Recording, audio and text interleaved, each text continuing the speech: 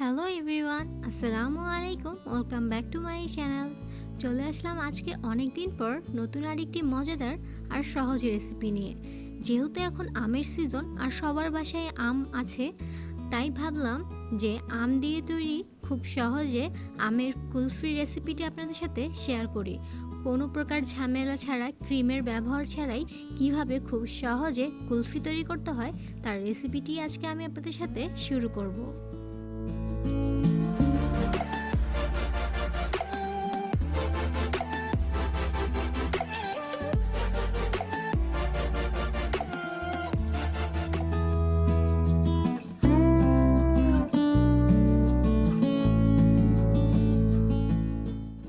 ফার্স্টে একটি পাতিলে আমি 2 কাপ পরিমাণ দুধ নিয়ে নিচ্ছি আর নিয়ে নিব 1/3 কাপ পরিমাণ দুধের পাউডার।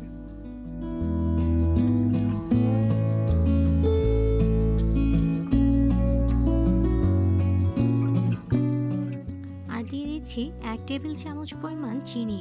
চাইলে আপনারা চিনিটা বাড়িয়ে কমিয়ে নিতে পারেন। এখন এগুলোকে খুব ভালো মতো মিক্স করে তারপর এই দুধের মিক্সচারটাকে আমি চুলাতে বসিয়ে দেব।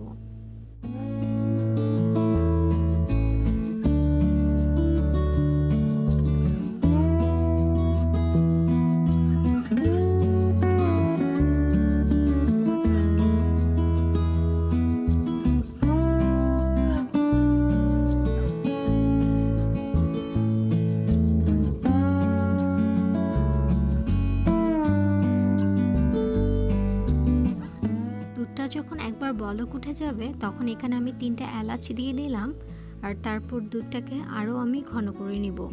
মোট 2 কাপ দুধকে আমি 1 কাপ দুধে ঘন করে নিয়েছি। আর দেখুন কতটা ঘন হয়ে এসেছে।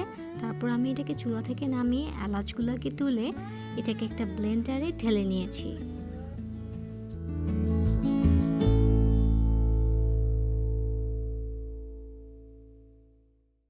এখন আমি এখানে অ্যাড করে নিয়েছি ম্যাঙ্গো পিউরে। এখানে আমি 2টা মিডিয়াম সাইজের ম্যাঙ্গো ইউজ করেছি।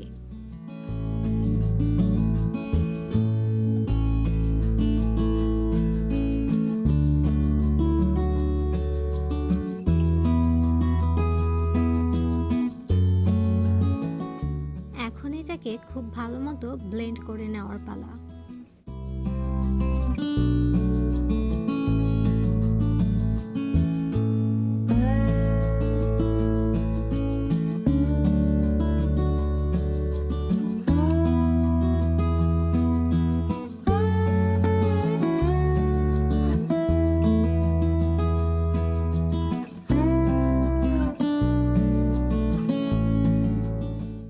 ভালো মতো ব্লেন্ড হয়ে গেছে। এখন একটি আইসক্রিমের মোল্ডে এটাকে ঢেলে প্রায় 8 থেকে 10 ঘন্টার মতো ফ্রিজে রেখে দেব।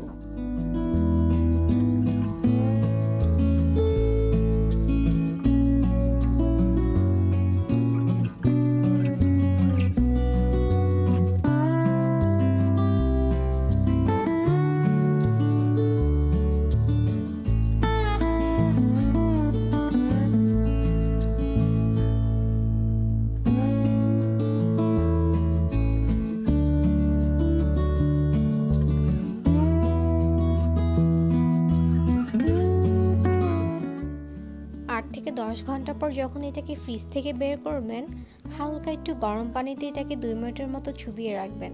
তারপর দেখবেন খুব সহজেই কুলফিগুলো বের হয়ে আসছে।